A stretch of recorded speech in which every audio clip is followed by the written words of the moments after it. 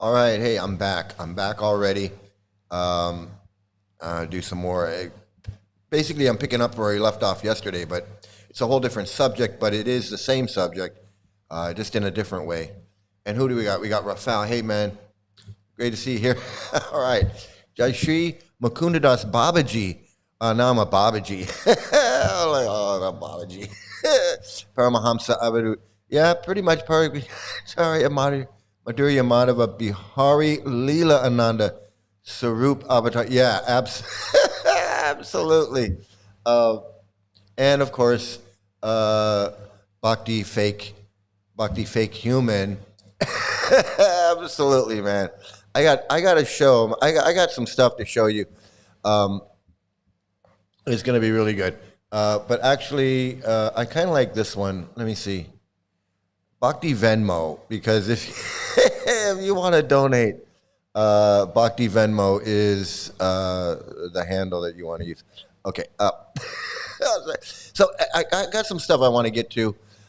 So let's get right to the beginning, the opening, and here we go. Here we go.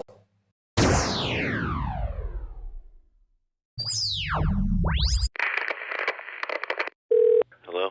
Hello.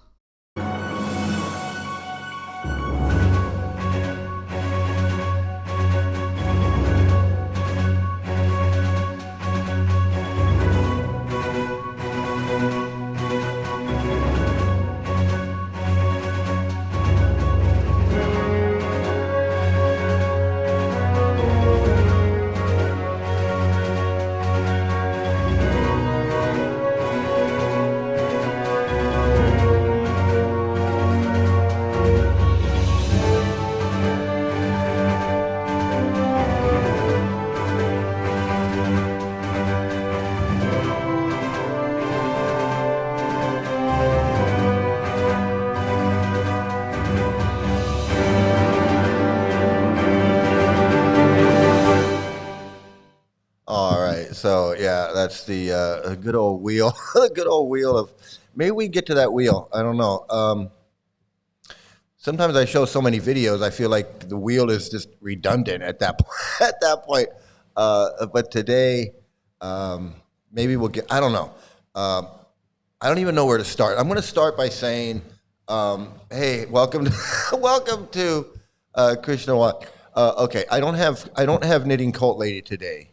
Um, so no knitting cult lady.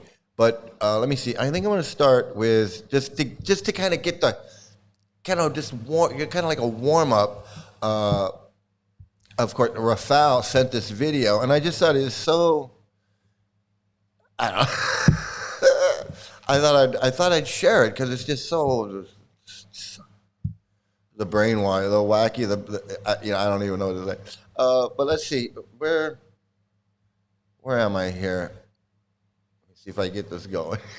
It'll be a good way to start this off. Described in Chaitanya Charitamrita, the three most powerful ways to actually advance in Krishna consciousness.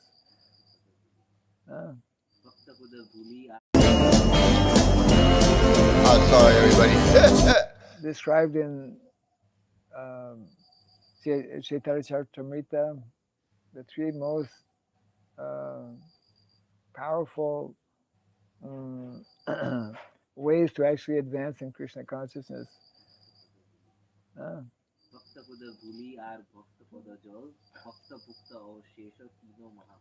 Yes. So the English translation is water that has washed the lotus feet of sadhus, number one. The dust that has also been carried.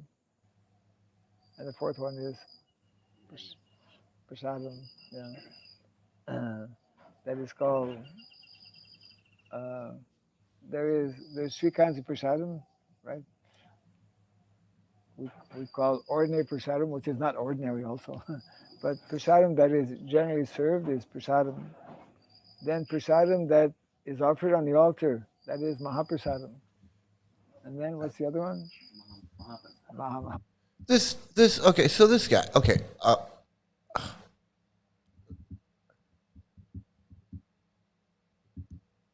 let me just,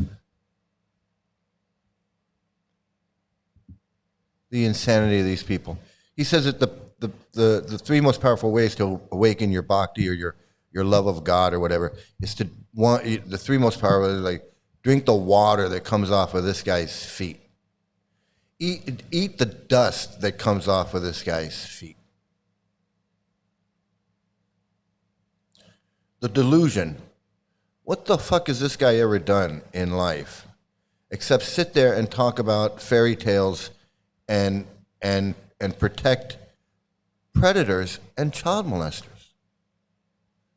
And he's saying, drink the water that comes off my feet, and that's going to give you some kind of spiritual.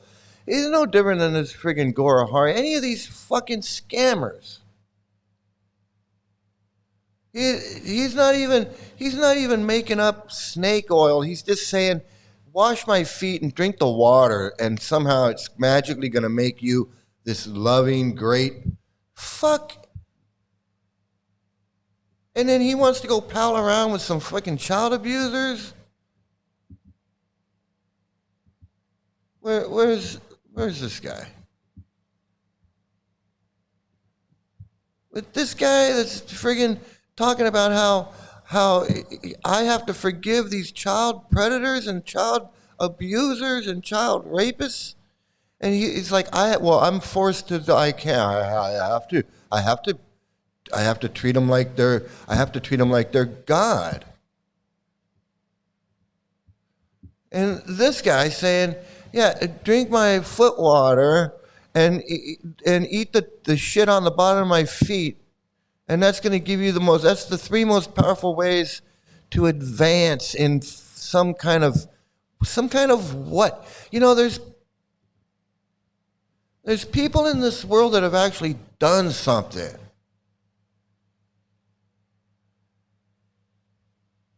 This guy doesn't have a foot. He's only got 1 foot. He doesn't have feet. He's got 1 foot. Yeah, well, he's saying, you know, what the fuck would happen if he lost his other foot? Drink my stump water? You got to drink my stump water. You got to wash my stumps, and then drink the water that comes off my amputated. You know, he's talking about any guru, all of them. He's talking about this other guy too. He's talking about drinking this guy's water.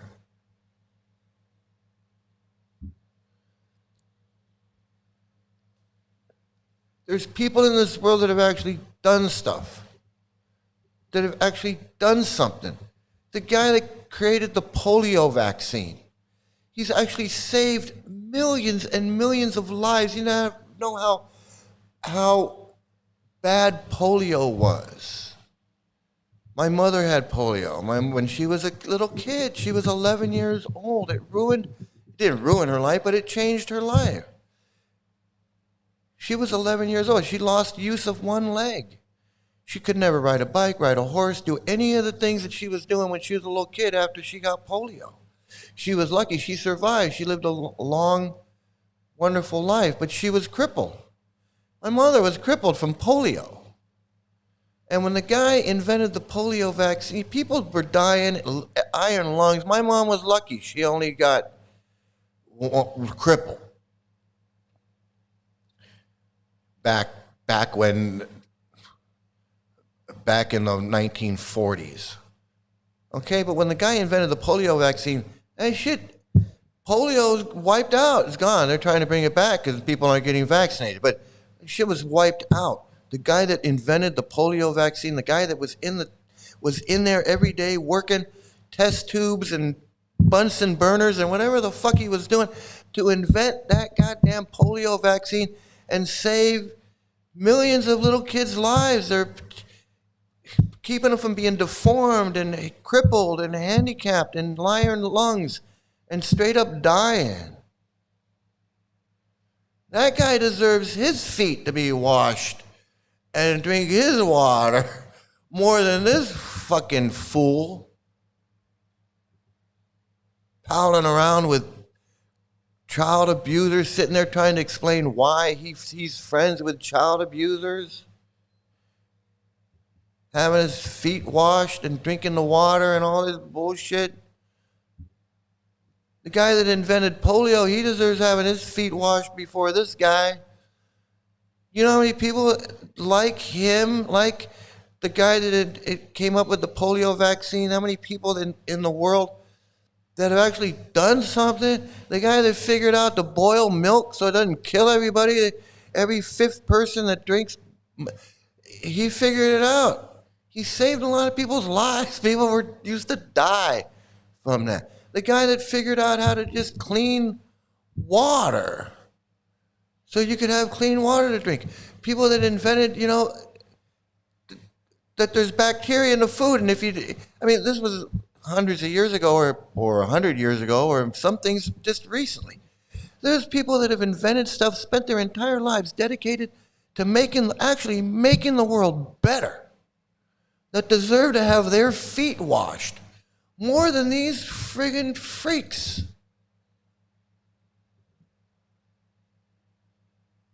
Wash my fucking feet or wash my foot stump and you're gonna go back to God. What the fuck? And you're telling people this? He's not saying be good, focus on God, follow, tenets of, understanding right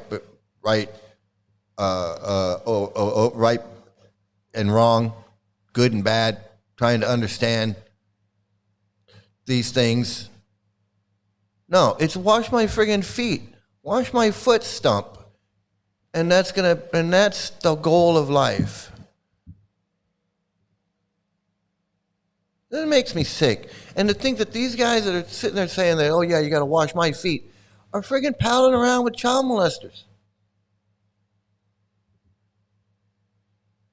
That guy that just said to wash my feet and foot stump is no different than this guy talking about, oh, I got to pal around with these predators and these child molesters because Krishna says so in the Bhagavad Gita.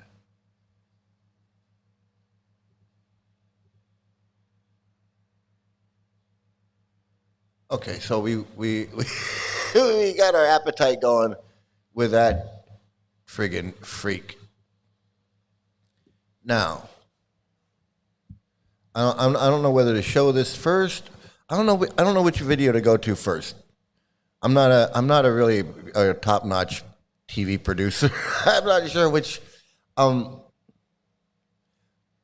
Let's go with this so we know what we're talking about, I guess. This is thanks to Rafal. He's like my producer. He's like my producer in hiding.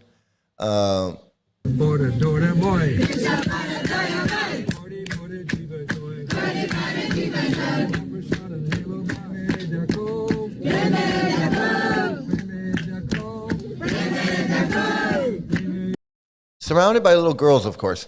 He's always surrounded by these little girls. And I just don't know, I know that's his thing. He's a little girl Swami. He's basically, he likes being around these little girls, and he's also advertising to all these guys, I got little girls. I got them. And if you want one, you come follow me, and these little girls, one of these little girls can be one. You can have one of these little girls. This is disgusting. This guy is disgusting. Everybody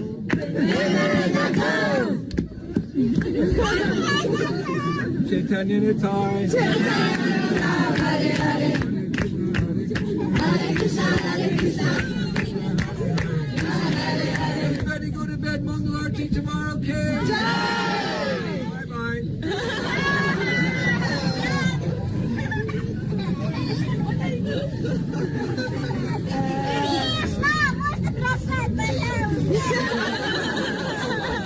Man, my evil twin is back. And you can't tell me. Well, let's. I'm not. I'm not even going to say it. I'm not going to say it because I'm not the expert. I am not the expert, and I'm the first one to admit I'm not an expert. I'm an expert at Hare Krishna being a bullshit. I'm an expert at that. But let's talk. Let's hear it from. Let's hear it from an expert. Let's hear it from an expert. This guy. This is called the. What are the warning signs of a child molester? What are the warning signs of a child molester?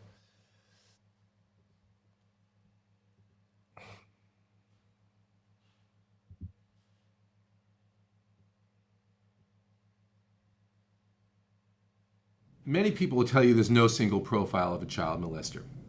But I think what we have to look at is there's two types of child molesters. There are child molesters like the guy sitting outside a school or outside an arcade who draws the kid in with candy or draws the kid in with showing the kid dirty pictures and then gets the child and violently molests the child. That's one kind. That's not the kind of child molester we're talking about here. What we're talking about are those people, teachers, youth leaders, priests, scout leaders who work in youth organizations, institutions of trust. Priests and gurus. And while it's not true in every single case, we pretty much know that most child molesters have these kinds of characteristics. Oftentimes, and again, we have to realize that over 90% of people who molest children, and some statistics show it higher, are males who molest young girls and males who molest young boys. And we also, of course, have the parents who molest their children. We're not talking about those people as well. We're talking about people who molest in the context of an institution. And in these situations, we tend to find that these people are single, unattached persons. These people present a terrific, eager interest in children. They cater to children. They know what children like almost better than the parents who send their children to these institutions know. They present themselves as people who will spend any hour of the day to meet the child's needs. So after the child leaves the scout troop, or after the child leaves the Boys and Girls Club, they come home and they need something, for instance, travel for school supplies, that person will do it for them. So again, what people need to look at is people who are overeager to be around children, people whose homes, when they go into the person's home, they see they have kid games around the house. They have things that children will be attracted to, because the one thing about child molesters is that they know what children want. They have practiced it for years and years and years. And the thing about child molesters is the way they practice it is they go from job to job, attempting to molesting children, then leaving if somebody figures out who they are. And so molesters, while they're not cut out of one cookie cutter, they're people who seek the attention of children. And it's a gut reaction to the extent that nobody can say, yes, that's a child molester, but people have a queasy feeling. When people are interviewed typically after these cases are over, they'll say, you know, I always thought that so-and-so, he always wanted to be around my kid, but I thought he just was being nice about it because my kid never complained. And so, I think the most important thing to take away is you're going to look for people, typically single males, who have a great interest in the child, even coaches who want to do more for the kid. Even after the coaching is over, they want to take the kid out for and there's nothing wrong with this, obviously, because coaches, my kids' coaches have done this in the past, want to take the kids out for dinner afterwards. But you really have to monitor that. You really have to look at that, because when it becomes a pattern and practice in their behavior, then you have to be concerned. And so while, again, most people will be told there's no profile to a child molester, the person that spends a lot of time with your kid, the person that gives presents to your kid, the person that shows up at strange times, like in the early evening, to take your child to a music lesson when you haven't called them, the person who offers to babysit your child from the school, a teacher who wants to have the child come over and do some work on their house and pays them. Okay, so that I got to stop there for a second, because I just want to mention that that's what happened in my instance. That's what happened with my daughter. It was the teacher's assistant that lived above the school on Watsika. He lived in the building that the school was in, and he was being all extra nice and helpful with my daughter because I was a single father and I didn't live in the community at that time. And I had to get up in the morning and bring my daughter to the community when school started. And it all started because my daughter had an infection and his wife was a doctor. So his wife looked at my daughter's ear infection or eye something. And then that's when he got a hold, and he's like, hey, she can come over early and with my wife. And he was being all extra helpful with my daughter. And I didn't think, I thought, wow, this guy is really nice. He lives above the school, and he can kind of like help babysit, or his wife. He kept saying his wife. That's exactly how it happened. That's exactly what happened in my case. It's weird hearing him talk about it, but that's exactly what happened in my case. Those are the types of people that you should at least be concerned about and look closely at, because child molesters disappear into the fabric of the culture they're living in. And so it does that's why training is so important. That's exactly what happened to this guy. He just disappeared into the Indian community, at the larger LA Indian community. It's disgusting how...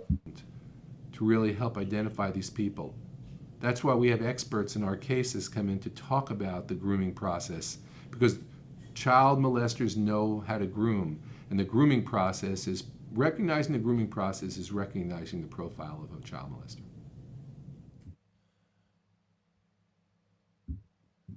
Okay, so we have some comments here. So they're both best friends, Bhakti Vikasa and this Bhakti Raghava. Yeah, they're all. That's what I'm saying. They're all. And then, you were saying that the other guy is best friends with the other guy, and the one guy's got a house. They both have a house. These other guys, it's just it's a big web. It's a big web. And if Bhakti Vikasa Swami feels that way about being friends with the predators, then Bhakti Raghava feels the same way. They're best friends. They all think it's the same shit. It's disgusting. It's disgusting. Yeah,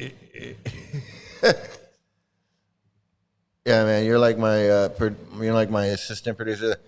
Yeah. I don't mean to laugh, but and I am also embarrassed. I'm embarrassed that I fell for this crap once. I'm also embarrassed. I'm embarrassed, but you know what? I've been out for 13 years now, and going on 14, I guess now. I'm not so much embarrassed anymore. I mean, it happened. I don't care. I'm not. It doesn't. And I'm not saying everyone has to be on. We all have to be on the same race at the same mark. No, I was embarrassed for a long time. Believe me, I would for a long time. I would never be on here talking about it. No way. And but now this is what I'm doing, and I'm getting more and more into it. The more I'm doing it, really seems to be my thing now. It really seems to be my thing now. But yeah, I was embarrassed for a long time. For a long time, I was embarrassed. And around certain people, I'm still embarrassed. Like I have a couple of friends that I'm still kind of embarrassed about it. I don't know.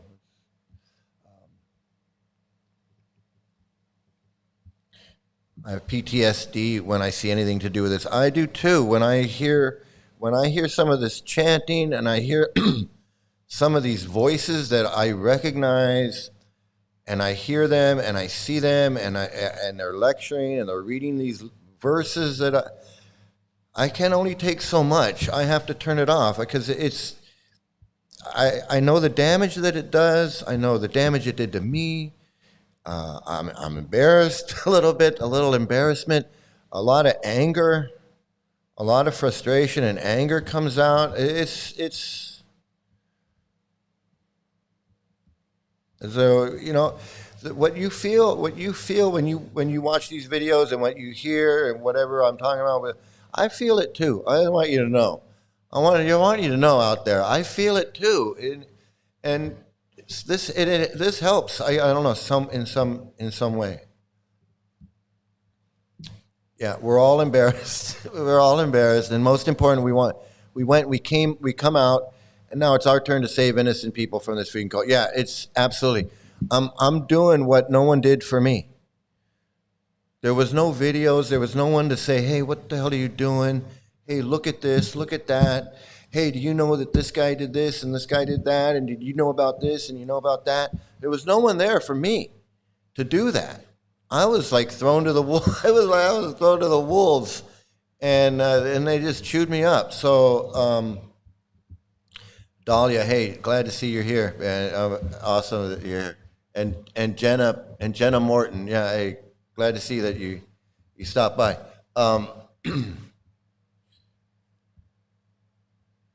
Hey everyone, just finished watching my stream from last night and turning into this one. Yeah, what a treat. Yeah, you're getting like a double feature. You're getting like a double feature, and that's kind of what I was thinking when I was doing this. Is like I watched this video and I said, you know what, I gotta do this. So that guy he explained about the warning signs of a child molester, and you know what, everything he said it fits with old Brian Tibbetts here. Everything he said.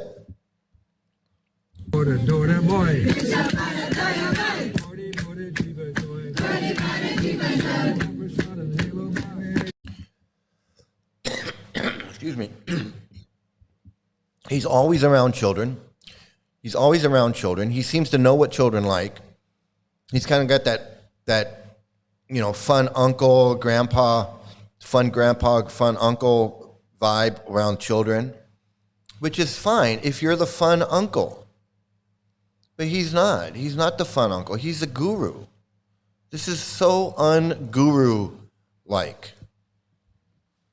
So unguru-like. And he knows what the kids like. He plays goofy with them.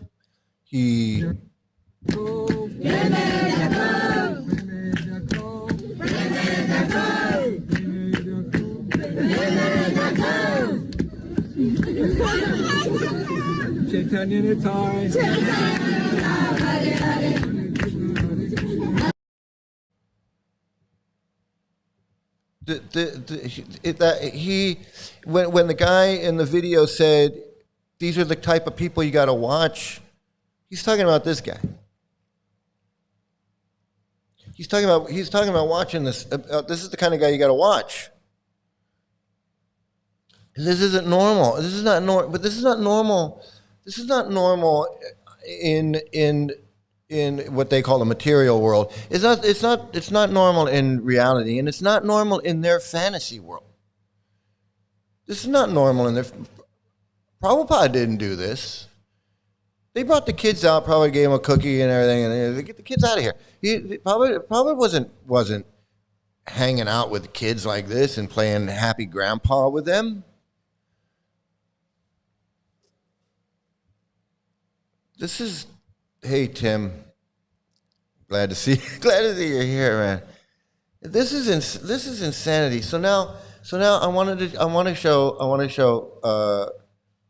This guy's got another video. This guy's got more video. This guy's really good.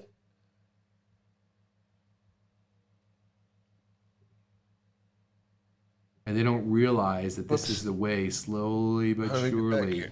hooking, getting.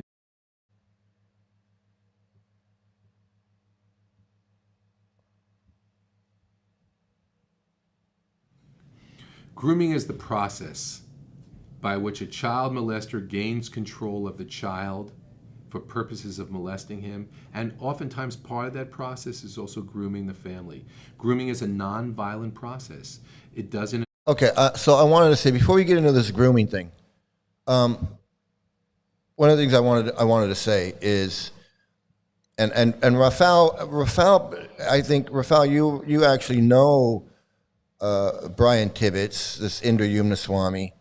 I think you were his assistant or something, secretary or assistant. I don't know what you were with him, but you were close to him, whatever. And I'm not saying that Indrayumna Swami is molesting these little girls. That's not what I'm saying. I'm saying he fits the profile that these experts tell us to be warned about. And I'm not saying, and what he's doing is it's sexual in the context of Hare Krishna. In the context of this religion, what he's doing with these little girls and having them around and playing and doing all this stuff, it's sexual. Whether he's touching them, and he does touch them. There's videos of him touching them. So let's get that straight. This video, he's touching their hands or whatever. But there are videos of him rubbing his hands on their bodies. So even if he's not sexually molesting them, sexually assaulting them, sexually abusing them, he's definitely getting he is definitely getting off on this.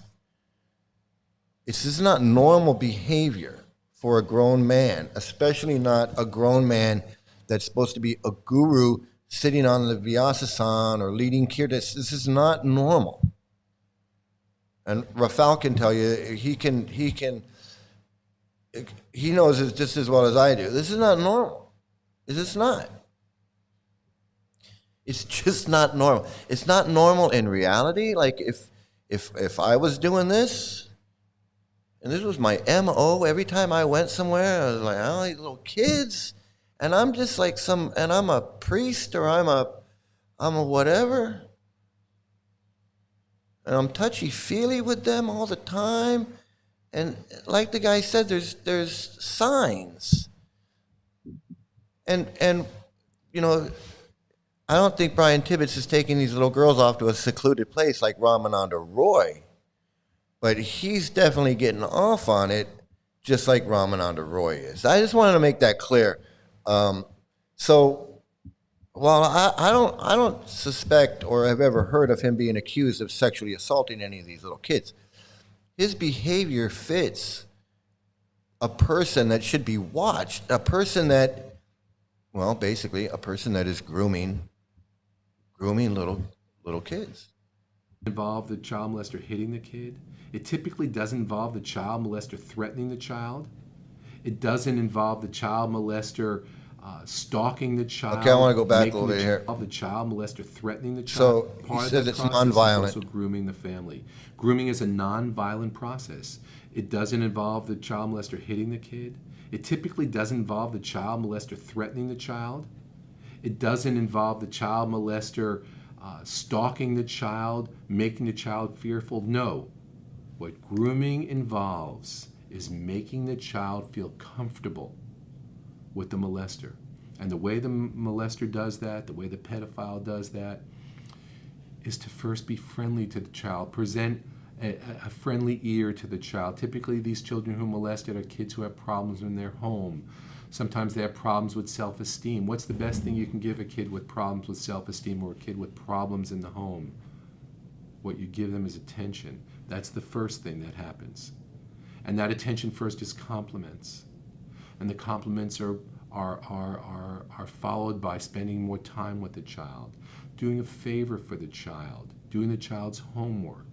That follows by small presents, McDonald's hamburgers, buying the child a pair of sneakers.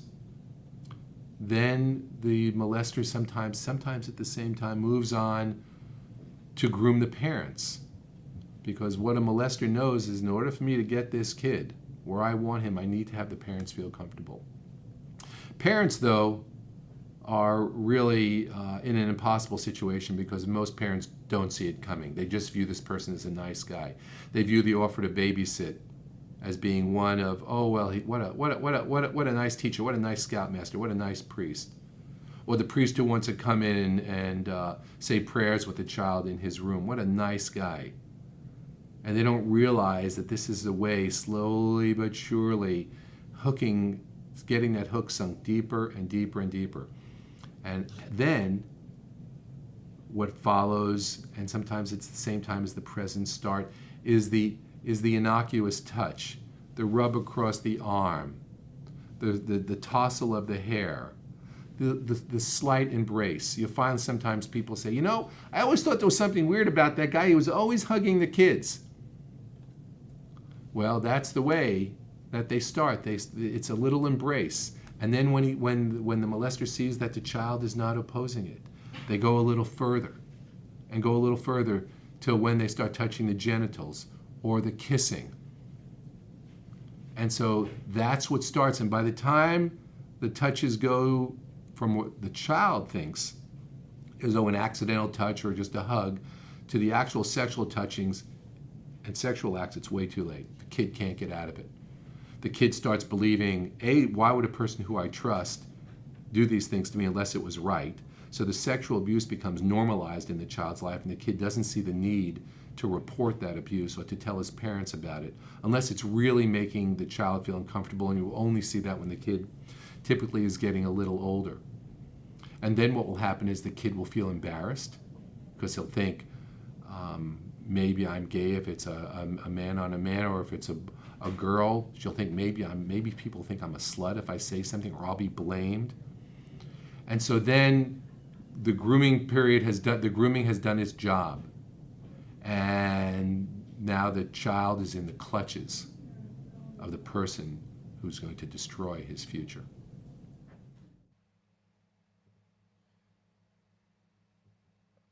Okay, so yeah, that's Paul Mones. He's a attorney, a civil rights advocate. He's got a bunch of videos. He's got his own channel. You can follow him, subscribe if you want to know more about that, more about pedophiles and how they operate and how they work, how you can, like he says, you can't spot someone. There's no magic thing, but there are signs, and just because there's signs doesn't mean that someone's guilty of anything. But he says there are people that you gotta look out for. Like you're not gonna suspect every teacher, but if you know what to look out for, you can say, hey, well, this guy, I'm seeing some signs with this guy. Why was he always around the little kids? He's always got the little girls around him, and he's always doing this, and he's always doing that, and he's, and maybe it is innocent, but you better safe than sorry. Keep your eye on someone. And this guy, this Indrayumna Swami, you don't need to keep just your eye on him. You need to keep cameras on this guy. This guy totally fits the profile of somebody he's grooming these little girls to be subservient and be good female worshippers of Krishna and worshippers of their guru, to be subservient, to just shut up and take it, that the man is everything, that listen to what the man says, whatever. Just listen to what the man says, okay? What do we got here? Tim, he says, nothing will ever be the same after realizing the truth about this brainwashing scam. It's a goddamn cult. I know. It is. I agree with you. It's like when you put those, that's what I was saying a while back, is when you connect those dots and you see that picture of what it really is, you can't unsee it. And sometimes you don't even need to connect the dots. There's so many dots that you know what it is. You don't have to draw the line. The dot's showing you what the picture is. So when they say, well, you just got to connect the dots, you don't even have to connect the dots with this friggin' cult. It's all right there in their books.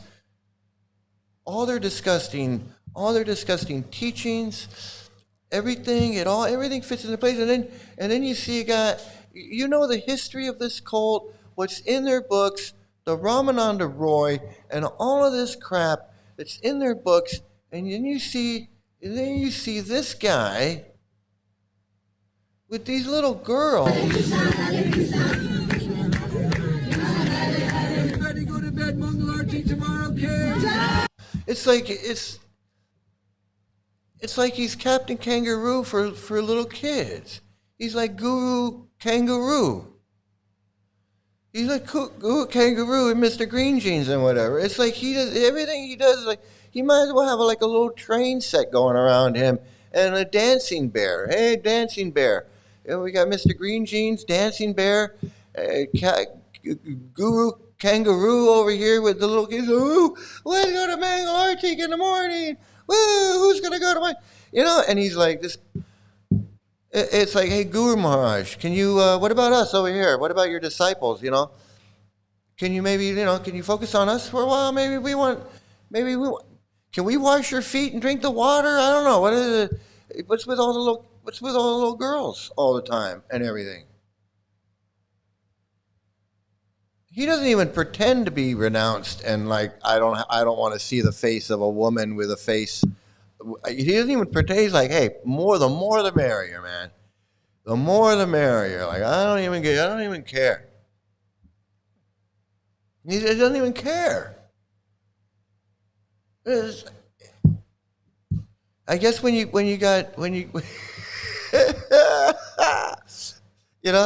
doesn't even care because when you got this guy defending you and sticking up for you, you're like, what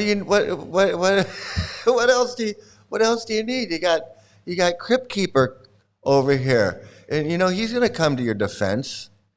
He defends actual child abuse. He defends child abusers that he knows abused kids. Like he's like, fuck them kids. I'm hanging out with my buddy. He's like, fuck them kids. So what if I'm disrespecting all the victims of child abuse by going and hanging out with these child abusers? Like, fuck them kids. I don't care about the kids. I want to hang out and wash the feet of some freak. That's what I want to do. I want to wash the feet of some freak, and I just fuck them kids. I don't care. I don't care if I'm insulting their spiritual life, if I'm affecting their bhakti. Fuck their bhakti. I don't give a fuck about their bhakti. Those kids, fuck them kids. Like, fuck them kids. I want to hang out with my guru buddy. And, and he's over there. I got one over here who's abusing kids. And I got another buddy over here who's grooming kids. And I got a couple over here that just, they got kicked out for raping some kids. But, hey, we're all a big party. And we can all go hang out in Mayapur. And, fuck them kids. Fuck them kids, man. Fuck them kids. I'm sorry, I don't mean to laugh, but, because, hey, I'm my kid. So don't think I'm disrespecting you. My daughter was molested by these freaks. Gore Tibbets, the son of Indrayumna, is flaunting his money. He got married in a lavish wedding in Europe. The son of an ISKCON. Where do you get all this money from? Where do you get all this money from? His scamming, grooming father set him up with a friggin'. These guys are fucking scamming people, scamming people, molesting their kids, spending their money, flying around. I got to go do Groperpada in Rishikesh. So can you donate some money to my big party, my big kitty palooza? He's gonna go. Captain Guru Kangaroo wants to go to Rishikesh and do Groperpada. So I need, my kid. I sent my kid out in his BMW. His kid could go out and raise some money with Radha Dasi. So Gora Tibbetts is friends with Radha Dasi, Suzanne Tal's brother. It's all one big family, man. It's one big happy family. And she and her brother used to hate ISKCON gurus, but because Tibbetts flaunts money and power, they want his, well, yeah, money talks. Bullshit walks, man. Money talks. Just anyone claiming to be God, man, or scammers. Hey, thanks, but no, bye. Thanks for coming in and stopping by, man. I'm glad you're here, and I agree with you. Anyone claiming to be these Godmen are friggin' scammers, man. They're like carnival barkers. I've said it many times. They're carnival barkers. They're like, step right up and pop the balloon, and you can win. You can win a free trip to the cow planet. And when you get to the cow planet, you can be an 11-year-old girl and have sex with the supreme personality of Godhead. Is that enough for you? Come on, step right up. Everybody's a winner. Everybody's a winner. Justice for little girls, I know. Justice for little girls, man. I swear, I know. Gora Shakti Tibbetts got money from his father's pocket. Donations from foolishness. I know. I already know. I already know. He dip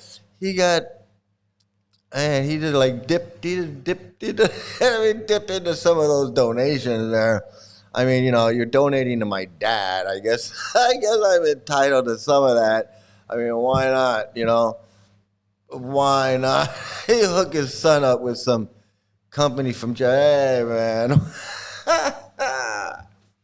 Friggin' scammers, man. And that's what I was saying. That's what I said yesterday. I'm going to say it again. I'm going to say it again right now.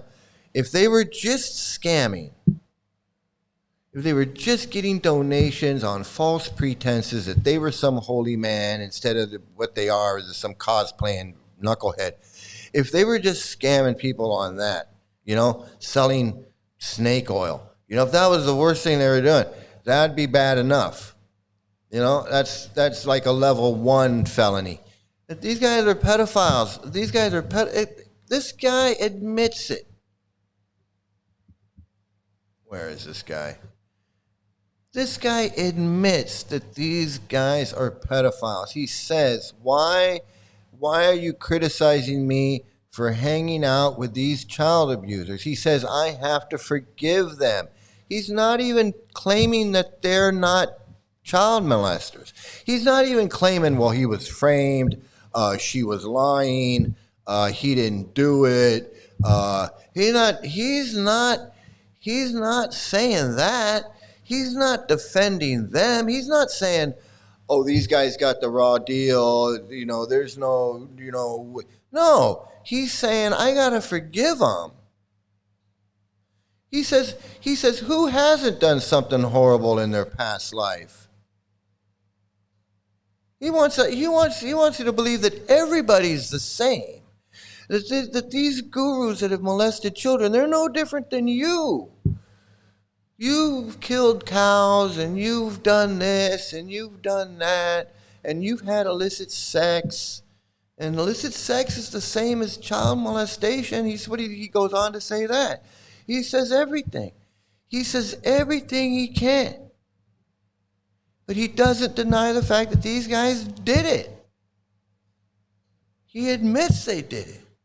He just wants to say, hey, I have to forgive them, but I don't even have to. What he really wants to say is, I don't even have to forgive them because they haven't done anything wrong. But he's going to say, Krishna says, even if somebody does something abominable, I have to forgive them. Well, he doesn't say you got to be friends and go pal around with them.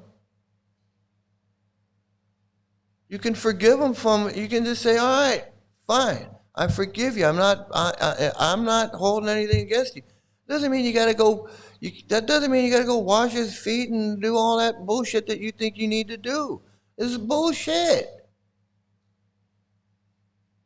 And when you going around and worshiping these guys and promoting these guys and saying, well, there's nothing wrong with me doing this, basically what you're saying is there's nothing wrong with what they did.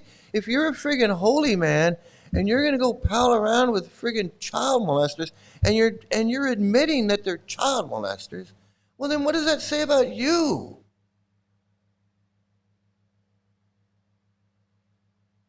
It's friggin' insanity.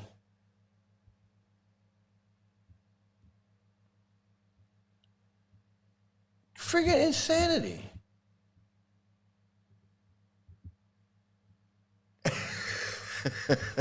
Oh, man. These people are discussing becoming rich with disciples' donations. Yeah, it's his kid. You gave me the money, well, I'm going to give it to my kid.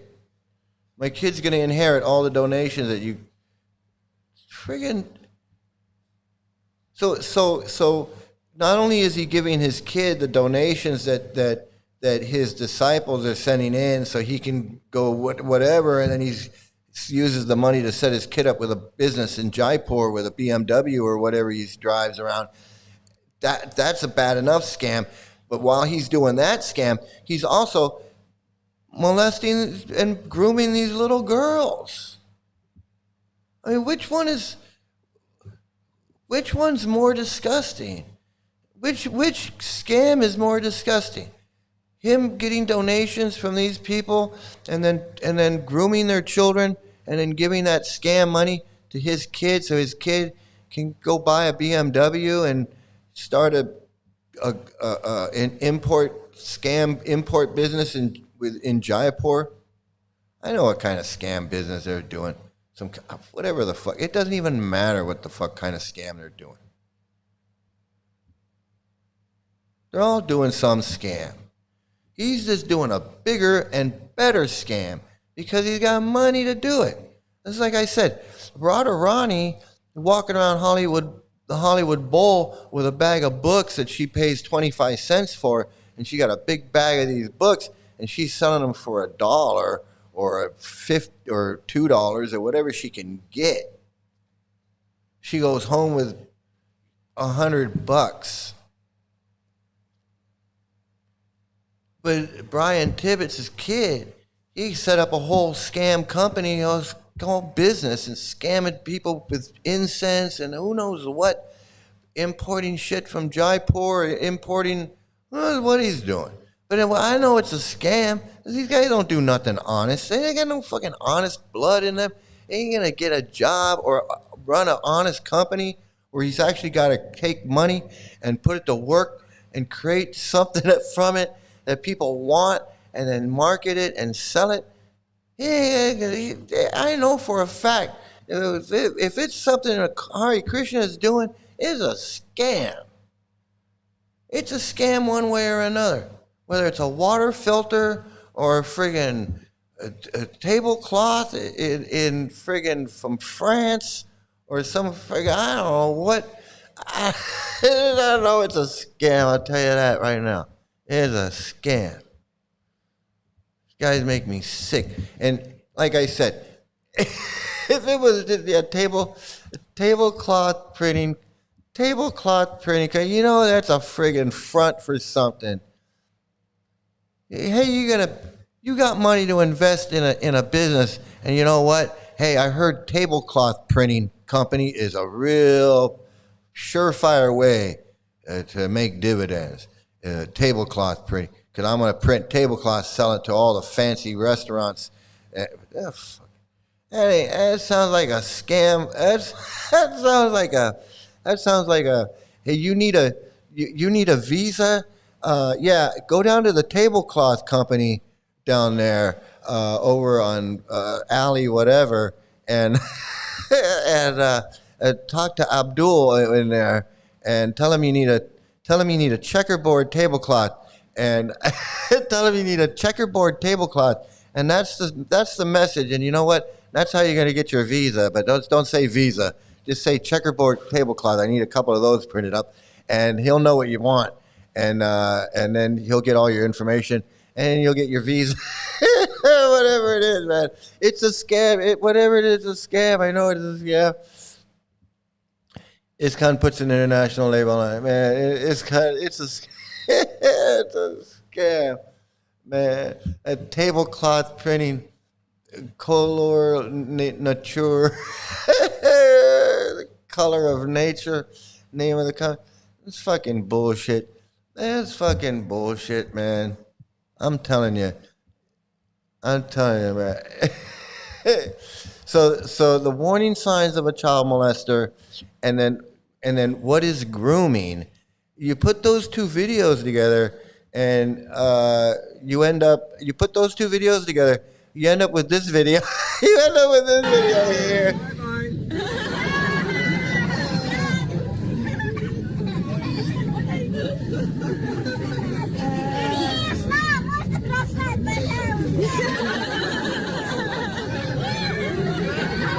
Oh, look, he's got the candy. He's got the candy. I mean, that is the total. If I didn't even see that part. He's got the candy at the end. He's got the He's got the prashadam or whatever, and he's got the candy. He's the molester with the candy. Come on, folks. If you can't, you know what? I should send this video to that child guy and say, what do you see? What do you see in this video? He's going to say, you need to get those kids away from that man. That's what he's going to say. Ah, man. I'm not joking. I am not joking. Jaipur company called Mangalam Arts, run by three brothers, Jaipur, Adipur, and yeah, it's a scam. Any company coming out of Jaipur, man, it's a scam, man. Cult is Christianity, and this guy's very good, feeds many. What? The fuck are you talking about? Christianity is not a cult. Christianity is not a cult. Christianity is a religion. ISKCON is a friggin' pedophile cult. And you don't need a pedophile cult to feed children. And what do you do? You're telling me you're trying to brag that your pedophile cult goes out and feeds little kids? And you want to bring in more victims to your pedophilia and your child molesting cult with food that you're feeding kids? Food for life. The ISKCON is going out there feed food for life, feeding little kids, trying to bring in more victims to this pedophilia, grooming more kids with food. You fucking disgusting piece of shit. Fucking disgusting. I know he's got candy. He's got candy for the kids, man. I can't believe this guy is grooming these little kids.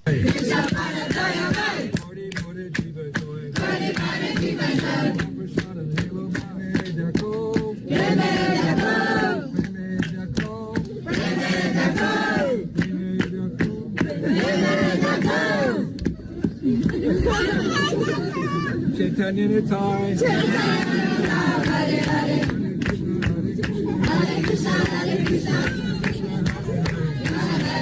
Everybody go to bed. Mangal Arti tomorrow, kids.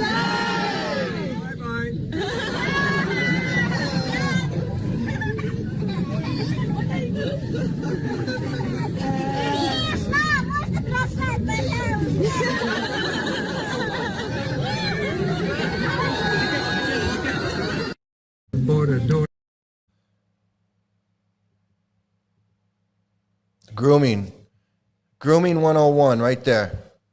Grooming 101 right there. Yeah, he says, so he knows how to play with these little kids. Little Russian girl told him in Russian language, Guru Dev, please don't fall asleep. We need you. He knows how to play with them like he's Guru Kangaroo. He's Guru Kangaroo. And he plays with them. He knows how to play with them. He knows how to keep their attention. He knows how to make them laugh. He knows how to, and then he's got the candy at the end. He's like, hey, if we stick around with Guru Kangaroo, he'll give us some candy at the end. It's friggin' disgusting. Fucking disgusting. ISKCON's books aren't accurate as per Hindu. Yeah, Prabhupada was no Vedic scholar. Prabhupada was just a failed chemist. Why would I listen to a failed chemist? He couldn't even sell one book. Being a scholar, selling books, being a renowned scholar that can sell books, is having your books in a bookstore, or having people actually going and wanting to buy your books, and you become famous. Not having a bunch of fucking degenerate hippies out selling a bunch of books to people who don't want them in the airport. That doesn't make you a friggin' famous scholar or a fucking author. It doesn't make you a world-renowned author or anything. You're not Carl Sagan. Carl Sagan wrote a book. People wanted to buy it. They went to the bookstore and wanted to buy it. He'd show up at a bookstore. People would sign my book. Even Stephen King, he'd sell millions of fucking books. People want to read his books. Stephen King doesn't have to go sell books in a shopping cart around a fucking Costco parking lot. People actually want to read his books. Nobody wants to read Prabhupada's books because they're pieces of shit. Nobody wants to read that crap. So Radharani has to walk around Hollywood Bowl with a bag full of books, bugging every person she sees. Say, hey, you want to read this book about John Lennon? You like John Lennon? Oh, fuck. That doesn't make anybody a fucking scholar or a fucking author or a fucking world-renowned anything. Fucking pieces of shit. Scripture, it's not scripture, it's Prabhupada's fucking mental masturbation that he wrote while he was on snuff. Don't even give me that shit about didn't force anyone. Like, I'm not even a Christian. Fucking get the fuck out of here. You're a brainwashed piece of shit. Fuck, you think Prabhupada is some fucking god or something? Washing his feet? Go wash some fucking guru's feet and drink the water and fucking on your way back to the cow planet where you can get your 11-year-old body so God can bend you over and fuck the shit out of you. Okay? Go do that. I don't have time for your bullshit. Fucking A, man. Which guru initiated you? Today is a day that will change your life. A real opening. Yeah, who's your guru? Who's your guru, golden cat? They create the Supreme Lord and cosplay Hinduism to fool people.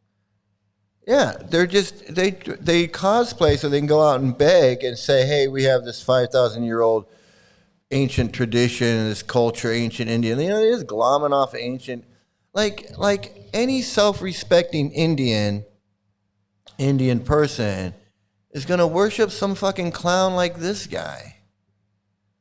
No self-respecting Indian is going to go worship this friggin' child molester. Your average Indian person's got more sense than to think that this guy is some fucking guru. This guy's a big piece of shit. They can see right through this shit. Indians can see through this shit. They're going to fall for that crap.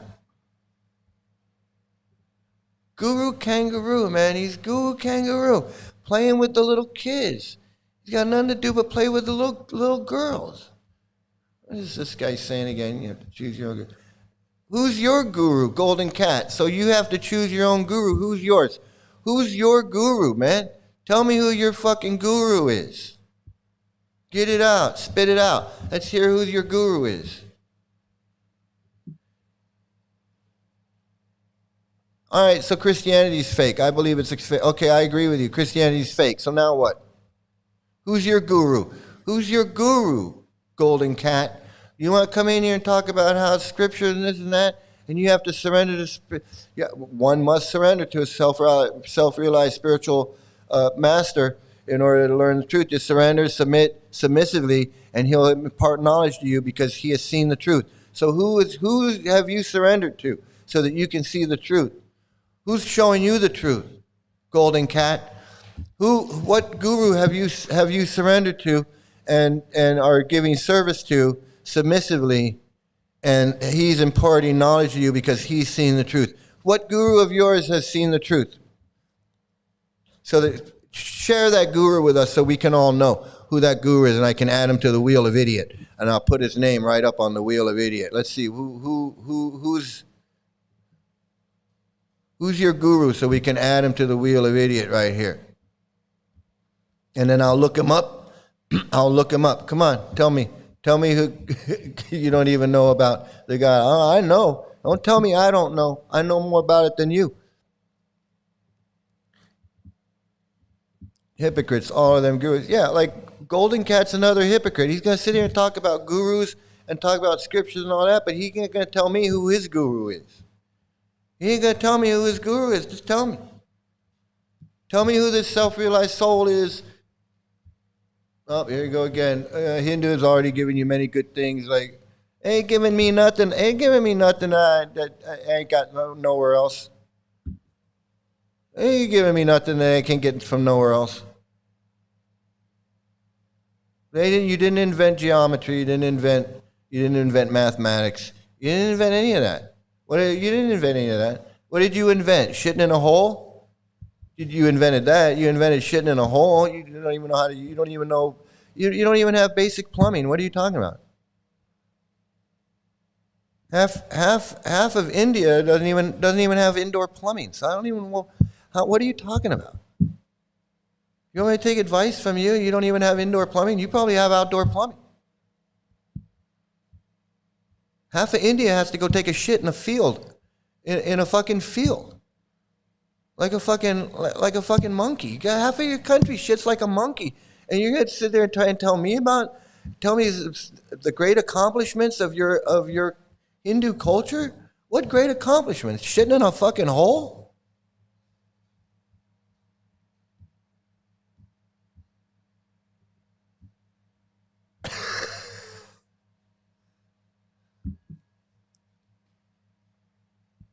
Tell us who your guru is. You haven't given us your guru.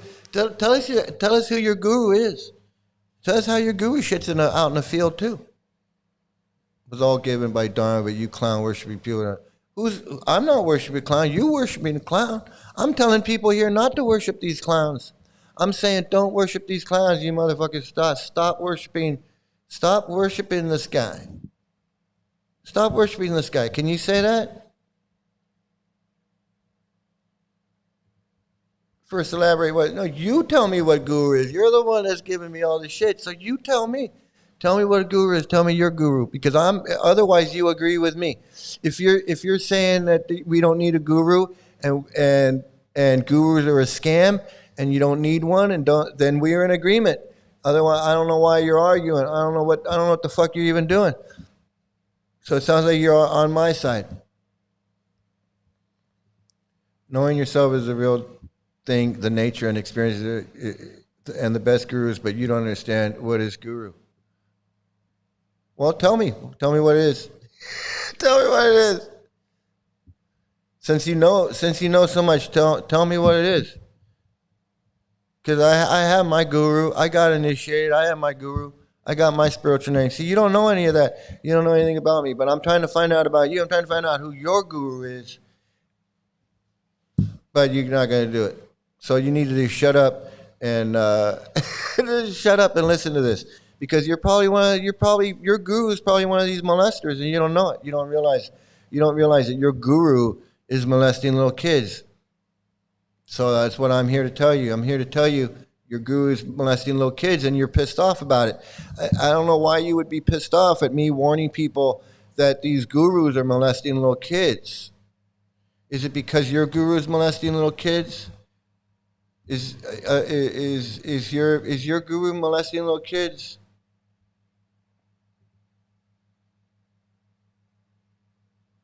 Shut the fuck up. Yeah, so they had a hole in the ground toilet 5,000 years ago, and half your country still has a hole in the ground toilet. 5,000 years later, you haven't improved your toilet. You haven't improved your toilets since the Harappan age 5,000 years ago. So 5,000 years ago, you're using the same toilet in India now that you were using 5,000 years ago, which is basically a hole in the ground. So all the great minds of India haven't figured out how to give everybody a friggin' normal toilet. And that's just, and I don't even know what to say about that. And I love India because I took this picture behind me. That's Vrindavan. I've been there many times. I have friends that live there. I've been there and I visit there. And I'm shocked that half of that village shits out in a field. They don't even have toilets. And they don't have toilets in their house. They have toilets outside. So you're going to tell me I don't know what I'm talking about? I absolutely know what I'm talking about. That in 5,000 years, you guys haven't figured out how to give everybody a goddamn toilet. You haven't been able to figure out how to give everybody a toilet because you're too busy worshiping these friggin' child molesters. You're too busy worshiping these guys.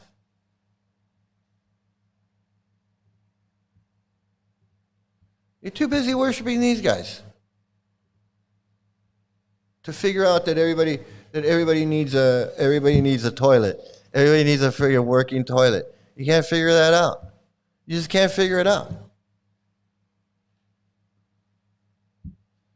5,000 years ago, they had flower airplanes with atomic bombs. I know, but they didn't have toilets. They could. They haven't been able to dig up one of them flower airplanes yet. They dug up the toilet. They dug up the toilet from 5,000 years ago, but the flower airplanes and the atomic bombs, they haven't dug any of those up yet. They're still looking for those. But yeah, 5,000 years later, they still got the same toilet. They haven't improved. They haven't improved that, but they do have these white gurus over there fooling all these Indians into thinking that they got some kind of special. Hey, drink their foot water. That's what you got to do.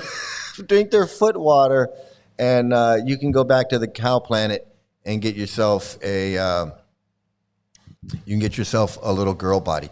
So now I'm going to share something with you, and this is this is a trigger warning, but this is really important for all you Hare Krishnas out there who just don't understand about, you guys just don't understand about child molestation. Okay, you don't understand. You don't understand. So I'm going to tell you that this is what, this guy, where is this freak? This guy wants to pal around with child abusers, child molesters, guys that have exploited little girls and little boys. He thinks it's fine. He thinks there's no problem with it. He thinks that when Krishna wrote something in the Bhagavad Gita, or he said something in the Bhagavad Gita, that meant that it's okay to pal around with child abusers and people that exploit children, rape children, traffic children, whatever. He thinks it's okay. This guy thinks there's absolutely nothing wrong with it. So I want to share this video. And this is a rough one, okay? This is a rough one. So I'm giving you a trigger warning. Okay? Let me see what I can do here. I'll make sure I got it all, everything right. I don't know if we're going to watch the whole thing, but this is important so you can know. You have to know. Knowledge is key. In California's history will get sentenced to 55 years and only live 5 days of his prison sentence. He'd be brutally murdered by a 19-year-old. Though prison justice was administered, and he was only sentenced to 17 years for this vicious murder on this piece of shit Chomo. This is the realities of prison.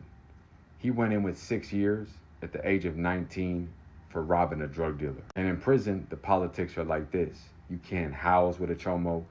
Be nice to a chomo. If you see one and you don't do any acts of violence, then you're considered just as bad as them. So whether gangs, organizations, or COs, put them in your life.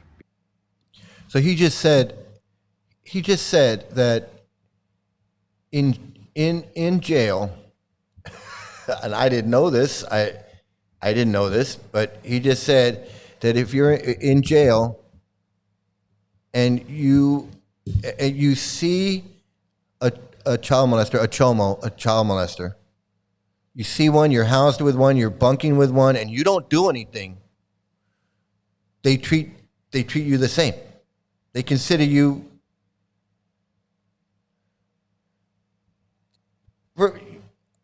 All I can say is, don't go to jail, okay? Don't ever go to jail. Don't go to prison. But this is the reality of prison, okay? Because they want them hit, or you just have a vendetta and you want to go after them. It's a dirty game. See, people will say, oh, but they're murderers, they sell drugs, and they put poison in their community, they're gang members, they're robbers, they're killers. Listen, I don't disagree. I spent half my life in prison, and I'm not proud to say this. I went from being on the wrestling team with a 3.7 GPA to spending half of my teenage life in prison and almost all of my 20s. I've watched some of my closest friends have 3 years and end up getting a life sentence because they housed them with a child molester. Some people take hits, they want to do it, they want to prove themselves, or just plain and simple, they just don't like those motherfuckers. Also, it depends on race in certain situations. If there's a child molester and he's white, Hispanic, African American, well, it's that race's duty to clear them off the yard. And sometimes a youngster that's coming up in the organization, whether it be Serreños, Norteños, AB, whatever it may be, Crips, Bloods, Latin Kings, most of the time you can whack one of these chomos and only do an extra 10 years. And it's sad to say, but when I was 22, 23, and wasn't getting out till I was about 29, being part of something, having status, power, fear, it meant more to me than freedom. Knowing that I could take out one of these child molesters, make them suffer like I've seen them do to my family members, and be rewarded for it, not with freedom, but with respect, was something that I felt I needed. However, what goes on in this one is insane. Let's get into it. Augustin Duran came into state custody already carrying a death sentence on paper. At 66 years old, he'd just been convicted in Los Angeles County of lewd and lascivious acts with a child under the age of 14. He was hit with 55 years to life. That's not do a little time and go home. So Vadarshan got convicted of debauchery with an underage girl. This guy got sentenced for lewd and lascivious acts with someone 14. Hey, great, get some sleep and check it out. You're gonna want to see the rest of this. Okay, have a sweet dreams. So this guy is convicted of lewd and lascivious acts with a 14-year-old, and he gets sentenced to 55 years. 55 years. That's die in prison. He arrived at Wasco State Prison on July 2nd, 2018. One more body in the endless stream of men moving from county to state. Wasco is a reception center. It's not a long-term yard. The whole point is to receive people, classify them, and ship them out. So in reception center, everybody's fresh, whether they just came from county with a long sentence, they're on appeal, they're going from a transfer, a good transfer to a bad transfer. You never know who you're housing with. But everyone's paperwork is fresh, and a lot of times people have fresh charges. With that melting pot of people of all walks of life doing 1,000,001 years to dudes that are about to parole, dudes that just did 10 years in disciplinary confinement, it is one of the worst places for a newly sentenced child molester. Because one, officers don't give a fuck at reception. Their job is to get your ass out of there. There really isn't any protective management. They don't give a fuck. They want to just get you classified and get you out of there. If you cause any problems, they will make an example out of you. A lot of inmates are young, with 45, 50 years, life sentences. Shit, even at 19, 6 years seems like forever. So these officers know if they put one of these piece of shit chomos around a youngster, they're gonna get whacked. And people will say, oh, they're killers and thieves and they sell poison in the community. I agree, like I said before. However, doing drugs, being a gang member, being a gangster, being an armed robber, it's horrible, but it's a choice. Yes, there are victims when you rob people, 100%. But a child has no understanding, no choice, and the fact that somebody finds them somewhat in that way shows they are demons. I consider it something that God is telling me that I have to exterminate off the face of the earth. Anyway, sorry about that. On the streets, Duran was just another old defendant going to trial. Inside, his paperwork was everything. The key lines were simple and lethal. Lewd and lascivious acts with a child under 14 and 55 to life. Term out of LA County. That paperwork right there is the same thing as reading death sentence by lethal injection. What makes it worse is these chomo piece of shits, they always go on what's called the Megan Law registry photo.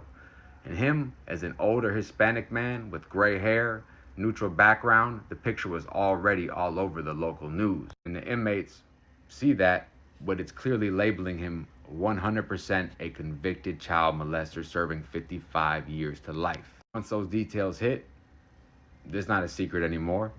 Like always, the predator in the streets gets treated like the victim gets treated like the criminal, but when the predator finally goes to prison, they become the victim.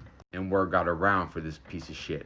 An average person stays at a reception center about maybe 10 days before they go to their main unit. Duran had 72 hours left to live. Reception is like a gossip engine. We call it inmate.com. Okay. Like, I want to go on. It gets, he's going to describe how the guy was killed in jail. We don't really need that. I think we got, I think we get the picture. 55 years to life. You notice that the guy was calling him a piece of shit this, piece of shit that. He's explaining how these guys are the lowest of the low. You got armed robbers in there, drug dealers, all these guys looking down on these child molesters. And he explains why. To exploit a child. That even all these horrible people that commit crimes for a living, sentenced to hard time in jail, have the sense to say, we do bad shit. And we've been doing really bad shit all along. But you know what? We don't do shit to little kids.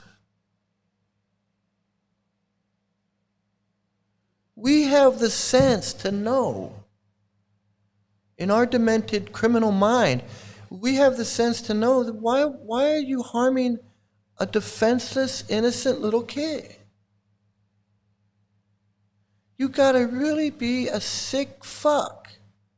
That's what he's saying. That's what he's saying. These drug addicts, these drug dealers, and these armed robbers, and murderers, and rapists, and all of these hardcore criminals are like, you disgusting fucking piece of shit. We're just gonna kill you.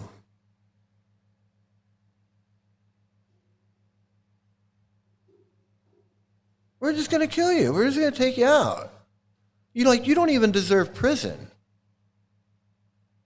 Like, we don't even want to be in the same prison with you. That's how these guys think. That's how these guys think. They know crime better than anybody. They know about hurting people, harming people, killing people, raping people, extorting people. They know more about it. That's what they do for a living.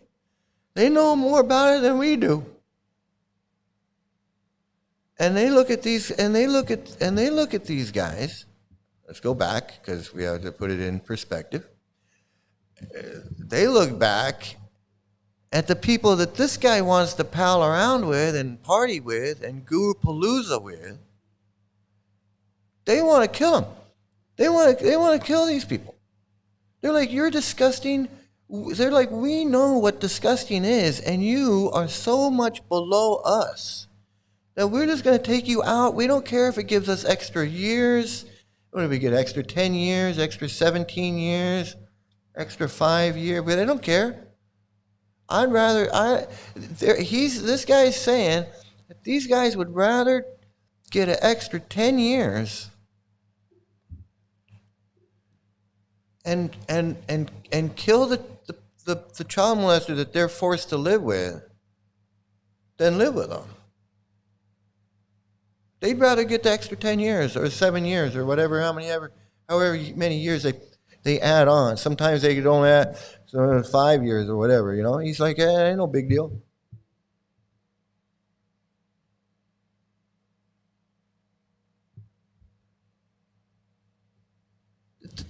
The difference in the mentality.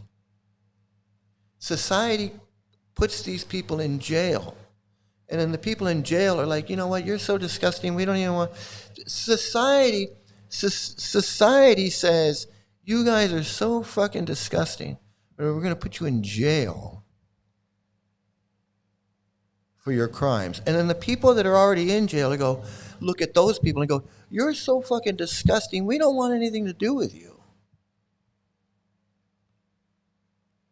We'll risk extra time in jail, in this shithole jail. I'll add extra 5 years to my sentence, 17 years to my sentence, whatever it is. I'll gladly add time to my sentence to get rid of you. That's how bad these people are. That's what scum these people are. People that would molest innocent little girls, innocent little boys, innocent little kids. And this guy's like, no, I have to forgive them.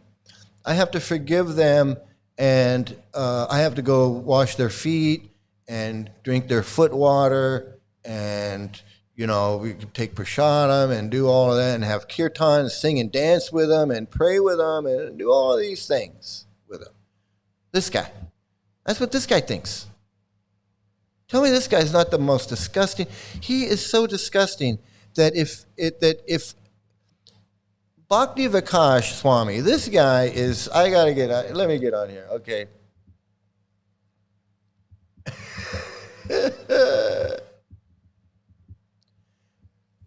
This guy is so disgusting.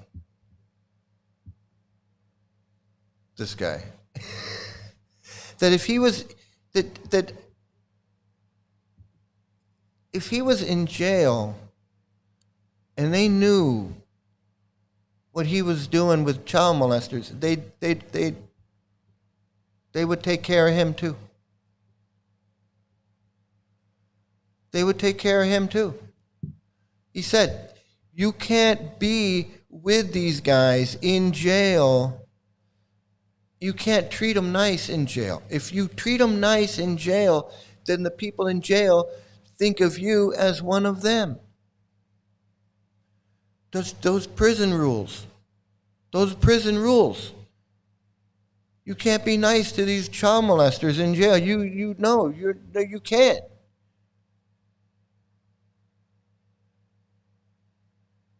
So the guys in jail look at this guy. If I told the guys in jail, I go, you know, this guy, he's like, he knows that they're child abusers and child molesters. He knows it. And he says that he wants to just forgive them and go party with them and hang out with them. He doesn't care. He doesn't care. They would be like, send him in here. They'd be like, send him in here and we'll take care of him.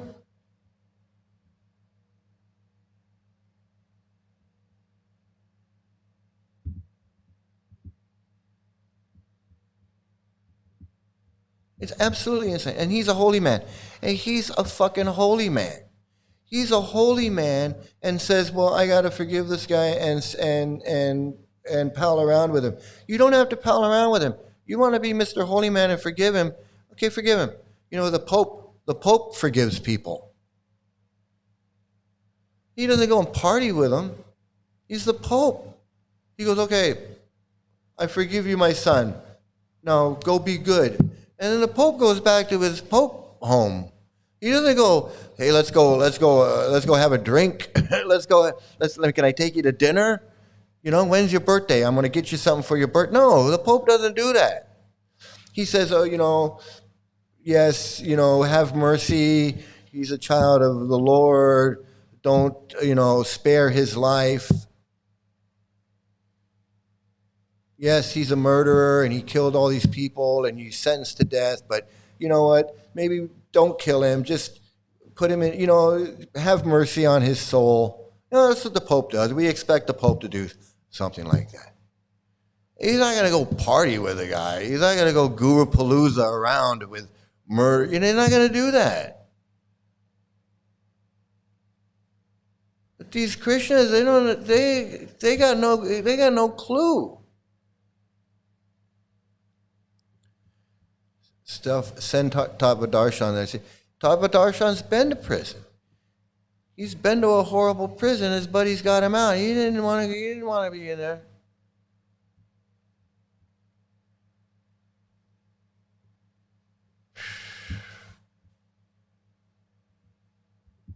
Prison, man. It's amazing. It's amazing. And the Chomos don't. In ISKCON, they never do nope. They're not.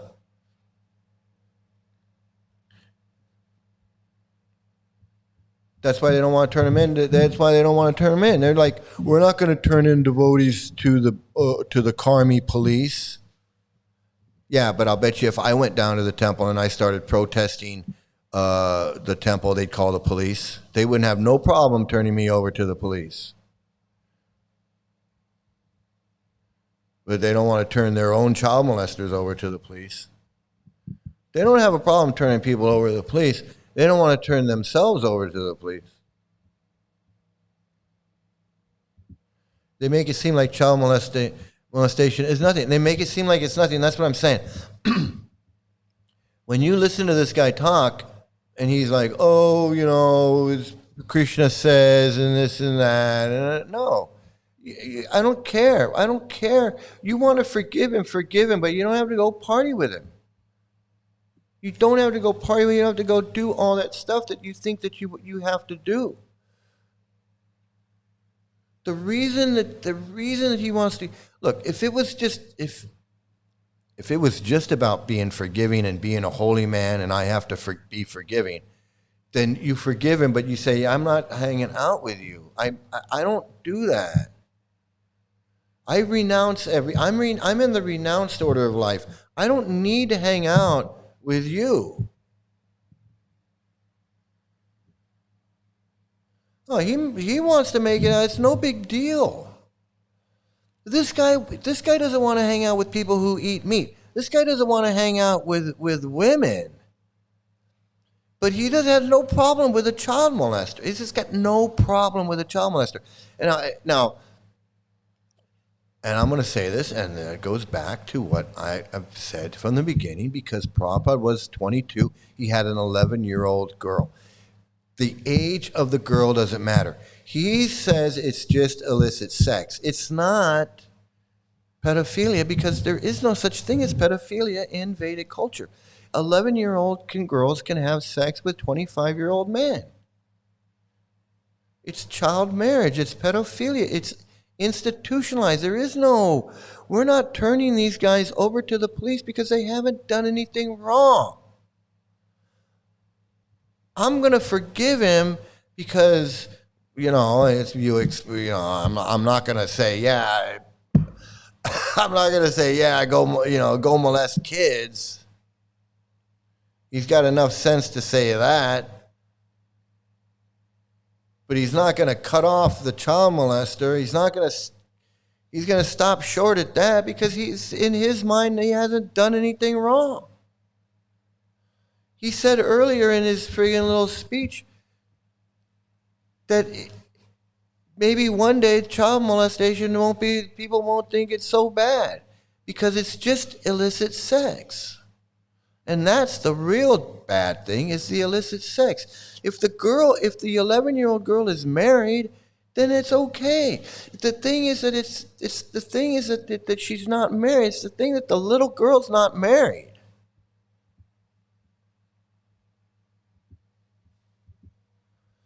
It is crazy. Hayden, glad to see you, man. Oops, where'd you go? It is crazy. It's absolutely crazy.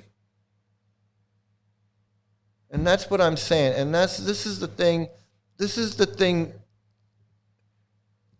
what I'm saying. It's like the elephant in the room that you have to connect the dots to see. I don't know what else to say. It's like it's the elephant of dots that you can see without connecting them, and it's sitting in the middle of this fucking room.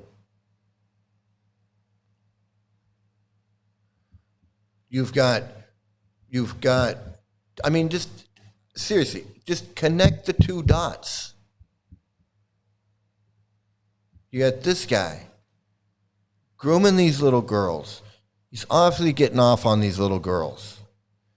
It's just weird. I mean, I'm a grown man. If I was doing that, I would feel like, man, people are gonna think I'm, I would be like, hey, no, can we, ixnay on the little girl? I don't want people to accuse. He's got no problem, absolutely no problem.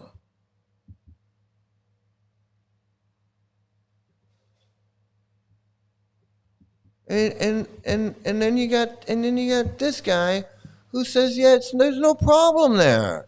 Everything's fine. He says even if the other guy was molesting those little girls, that's still okay anyway.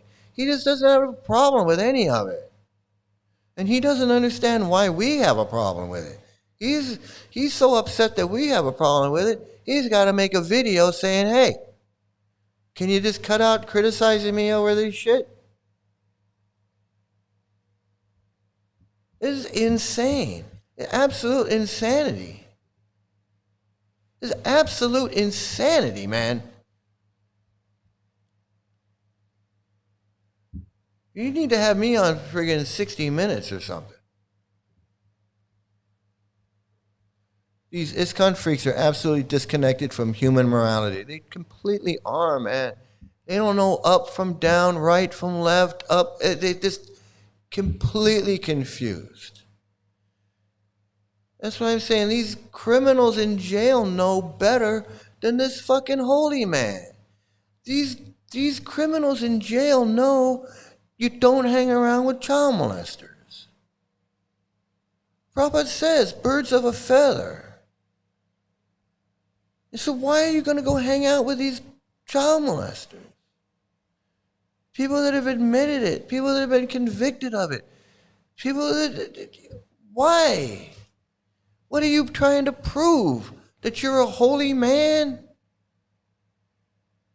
Just fuck them kids. Again, fuck them kids. I don't care. These kids that have been abused see these gurus all hanging out together, all one big family. Fuck these kids. They don't care.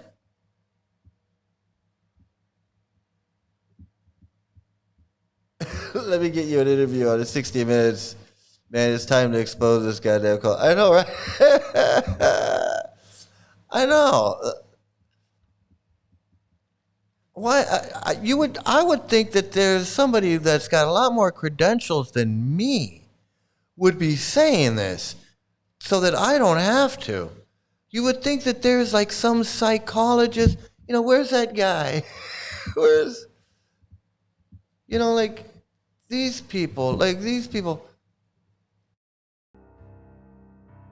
Like grooming is the procedures that an offender would go through to make the intended victim more compliant, to get the individual, the child, to go along with it, or at least not protest, not run away, not fight, not resist. And so grooming is all those procedures to make the child pliable, so to speak. I would just be friendly, play, I had them come over to have some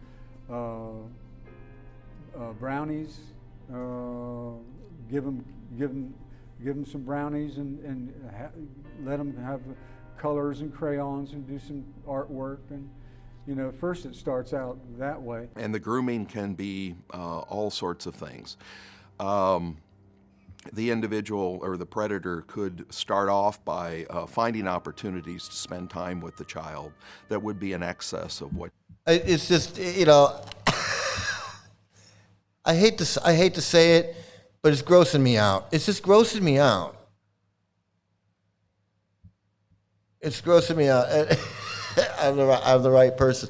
I don't know. Maybe I am the right person. I don't know.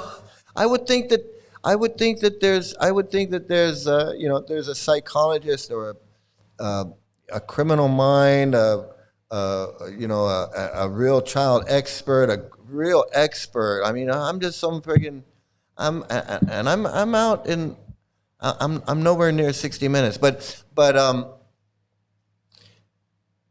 I would think that there would be somebody. I mean, I feel compelled to send these videos in to a child, to an expert, a child predator expert, and say, will you watch these videos? Am I missing something? And just get their honest reaction, man. I mean, body language expert and a predator expert, so they can watch this Brian Tibbetts guy, and they can watch this other guy, the Hugh Turvey guy, and listen to him defend these guys, and ask them, like, what's going on with this cult? And have them read the scriptures about Ramananda Roy and Madhavi Devi and the good rice and Krishna stealing the clothes and all of these things, and have an expert look at. I'm not an expert. Have an expert look at this stuff, and have them say, "This is a friggin' pedophile cult. You got pedophilia in your scriptures. You got pedophilia in the purports." The old man was 11. The old man himself says he was 11. He had 22. He was 22. She was 11. You got child marriage in the cult. You've got women that say that they were married off, raped and married. You've got $400 million lawsuit of child abuse. You've got gurus that have been molesting kids, and now they're living at the headquarters of the cult. You've got all of these things going on. You've got this Brian Tibbetts guy with these little girls rubbing his hands on them. You got this other guy defending them. And I'm talking as if, an expert is looking at all of this stuff.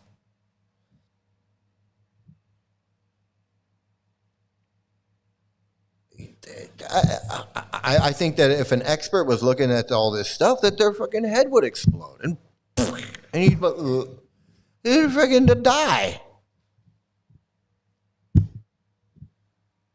He'd be like, how is this going on? How are we letting this happen? They take it to the UN. This friggin' cult is in every country of the world. This cult has a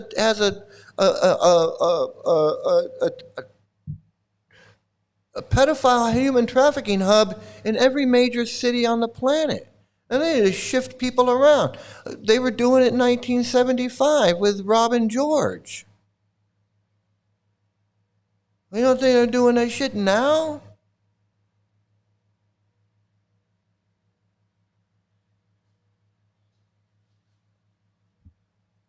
I'm serious about that. I'm dead serious about that.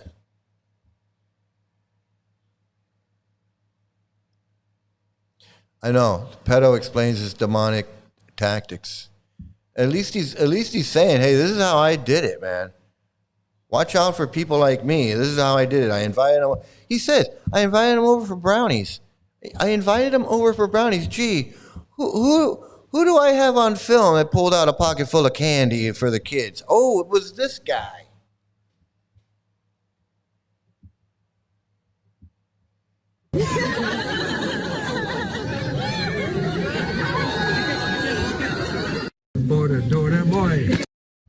Candy for the kids, man.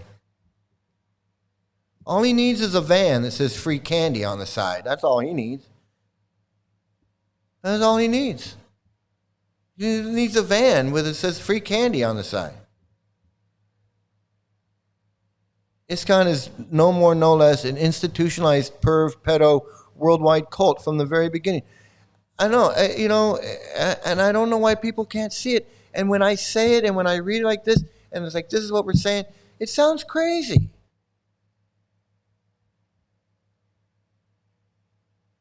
It's not any crazier than friggin' Epstein Island and all these people that are on the list.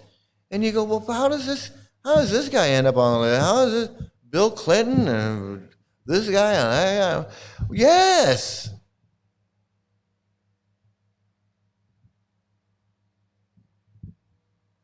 Yes, they are. The president of Harvard, he's on the friggin' Epstein plane or whatever. And the guy that owns this company and the guy that owns that company and this guy and that guy. And Prince Andrew. The friggin' Prince Andrew.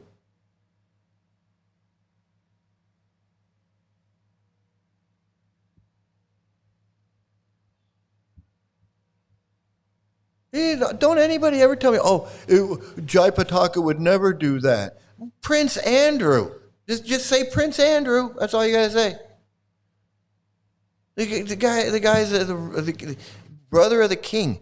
The brother of the king in the Epstein Island. So don't tell me Jaya Pataka is above suspicion, or Indrayumna Swami is above suspicion, or anybody is above suspicion. You get freaking Prince Andrew, Noam Chomsky. Who knows who these people are that were, if not involved, knew about it. If not knew about it, just palling around with the guy. How do you pal around with a guy who's always got little kids around him or underage girls around him? How are you going to parties and there's underage girls running around in bikinis and naked and doing, and you don't, and you just pretend like it's not happening?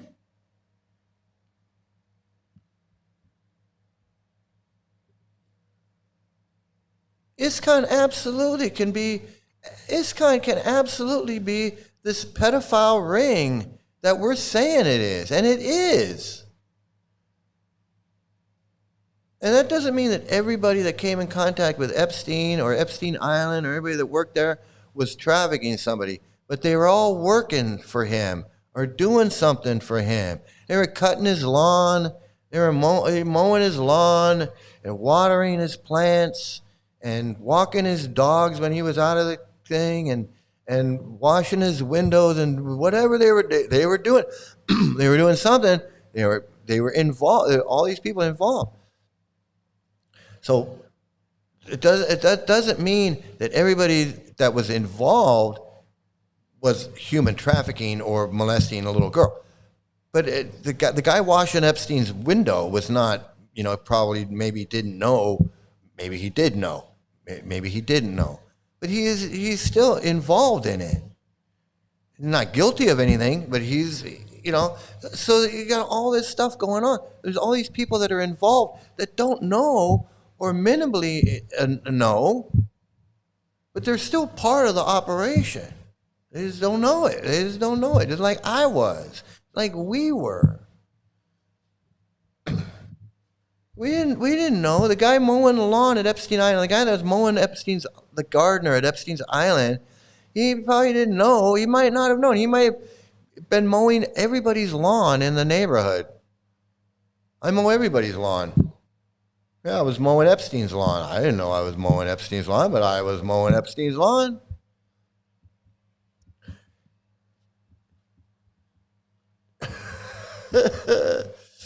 Guru Palooza, a guru kangaroo. He's a guru kangaroo. Brian Taylor, guru kangaroo.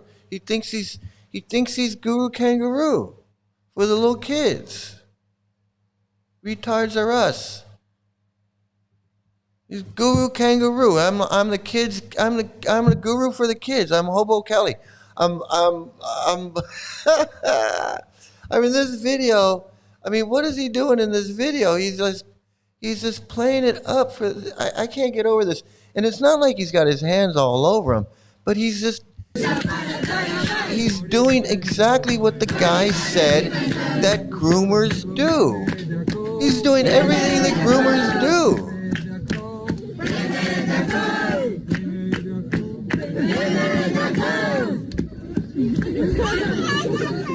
Chaitanya Nitai.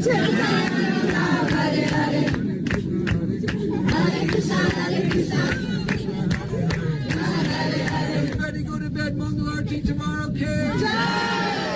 Bye-bye.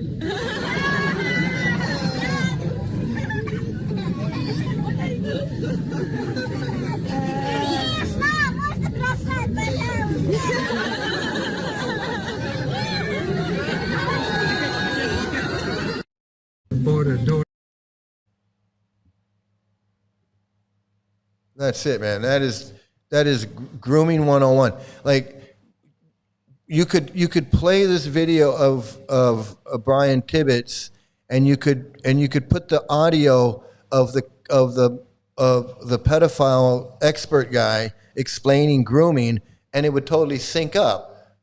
It would totally make sense. You'd go, oh yeah, here's an example of what the guy's talking about.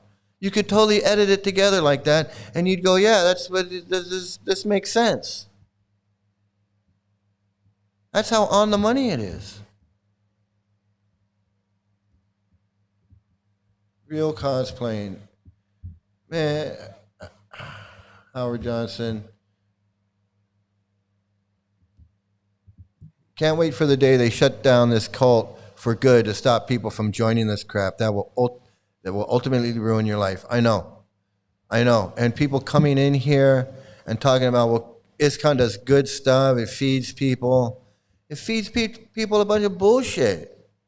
Harmful bullshit. Harming kids. Harming everybody. Priests getting off. Bastards. Parents are watching, physically present. Oh, wow, what a friendly priest. I know. You know, they've got everybody, and that's what the pedophile expert was saying, is that they groom the parents. They groom the parents to just accept it, like, hey, this is okay. He's a nice guy. He's not doing anything wrong. Like me, I thought the teacher's assistant was being so helpful. Oh, he's really being helpful with my daughter. You know, like said that she can come over and have breakfast with his daughter in the morning and his wife, and then they can all have breakfast, and then they can go right downstairs to the school, and I can just drop her off, and you know, and then I don't have to worry about it, making sure that she's on time and all this headache because I don't live there, and all this bullshit just so he could get his hands on my daughter. Just so he could get his hands on my daughter. That was all he wanted. That's all he wanted to do was get his hands on my daughter. And he made up this whole elaborate thing, and but it made sense. It was this whole thing. Fucking.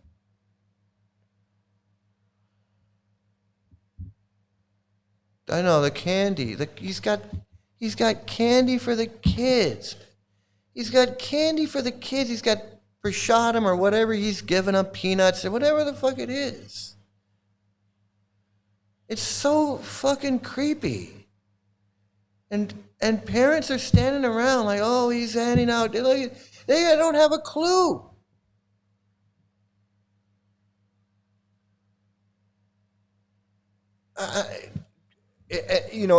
At worst, the worst thing is that he's sexualizing these little kids right there in real time.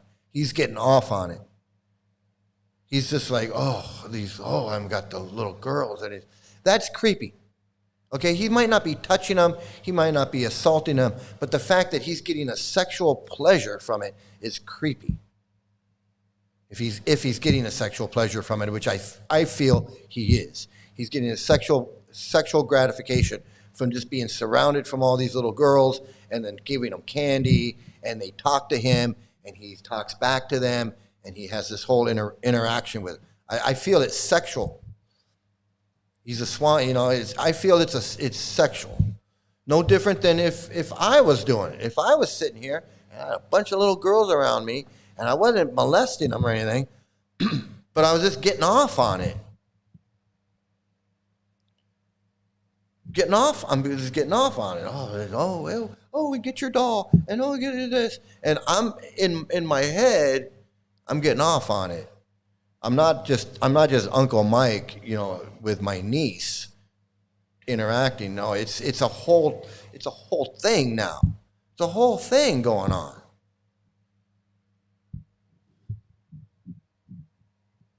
That's what's happening. That's creepy enough. And the fact that at the same time he's doing that, and at the same time he's getting a sexual gratification from this whole thing with these little girls around him, he's also grooming them so that when they turn 12 or 13 or whenever they're at marriage time,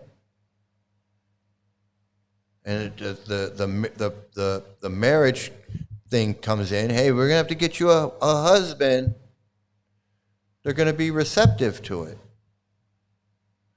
The conditioning is the grooming, getting these little girls into, well, you're going to have a husband just like Guru Dev. Your husband's going to be, you know, Guru Dev's fun. He's got candy for you. He plays with you. He's, you know, Guru Kangaroo, you remember?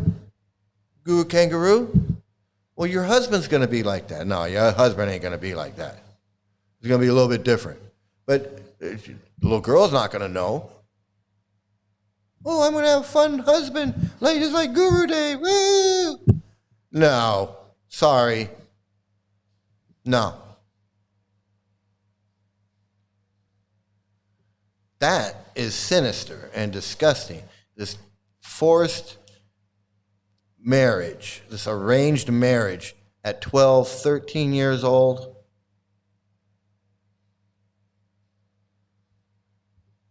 Send them off to the Gurukula, send them off to get married, whatever the fuck they do.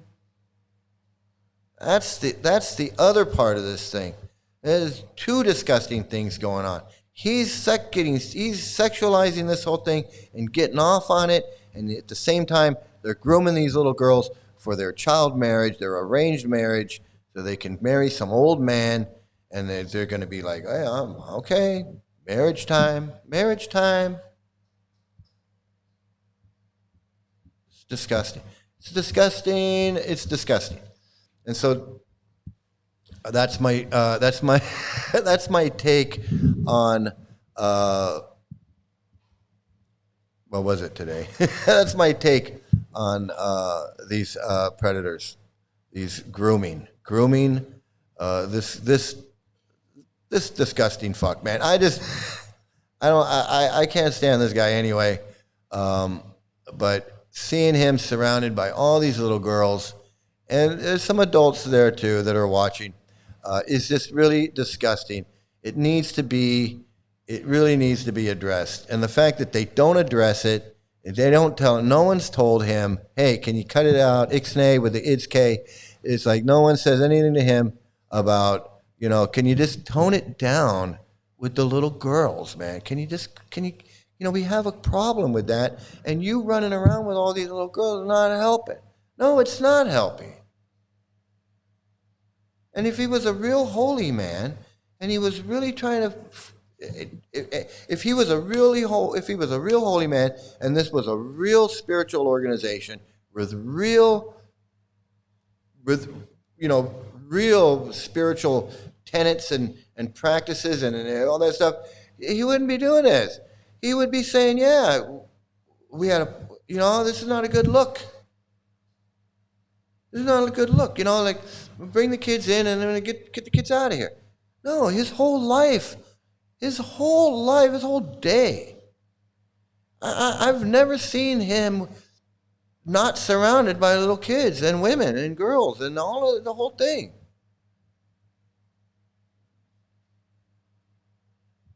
So that's what this cult is about. That's what this cult is.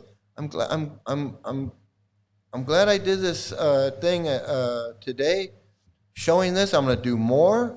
I'm going to do some more with the pedophile experts talking about this pedophilia and showing this activity of what these guys do and what these guys say and how they defend the fact that this guy is defending these guys. It's bad enough that they do it, but then their buddies are defending them. It's all these issues are swept under the ISKCON transcendental. They act like, it's not only it's swept under the carpet, but they act like it was all in the past and nothing's happening now. Ain't nothing happening now. It's such. I'm done for the day. I'm done for the day. Hey, I want to thank everybody. This has been a great one. This has been an eye opener. Everybody who's watching, please like, share, and subscribe. If you're watching, or you're listening to it on a replay, please like, share, and subscribe. And I'm almost over that hump, and where I can get my videos pushed out even more with the views and the subscribers and all of that. So please, if you can help me out with that, I really appreciate it. I'm hitting some milestones, and I want to hit them as quickly as possible. So everybody, thank you for watching. Please like, share, and subscribe. And everybody have a great day, great morning, great afternoon, great evening, wherever you are. Please have some great luck out there. And also, please stay out of a cult. And once again, for all the new people out there, I know there's always new people watching, new trolls and new explorers and everything. Please, you can check me out right here. Once upon a time when I was a Hare Krishna, long ago in a galaxy far, far away. So thanks, everybody.